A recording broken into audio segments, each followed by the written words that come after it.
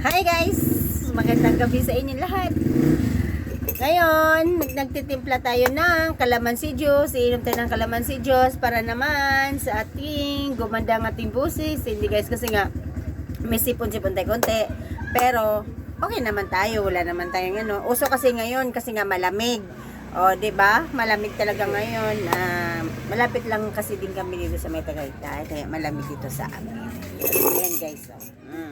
With calamansi juice, ito yung ay warm water. Ang dami kong nilagay calamansi, 10 yata. Nilagay ko dito. Tapos ito maligam-gam siya. Maligam-gam. Lagyan ko konting asukal, tapos iinumin na natin.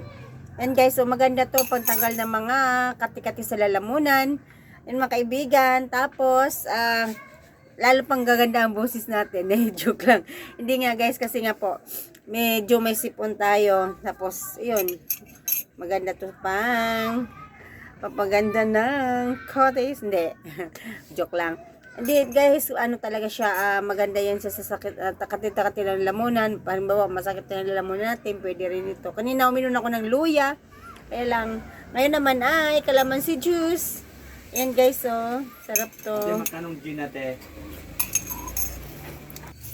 Ayun guys, tawag dito.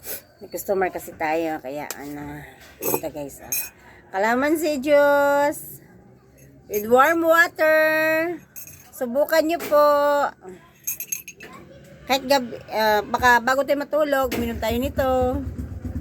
Malay mo, gumanda pang boses natin. Joke lang, kasi medyo may kunting ano kasi tayo. Grabe, asim. 10 kasing kalamansi yung nilagay ko. Tapos maligam-gam, tapos kunti lang asukal. Yan guys. See you next vlog natin.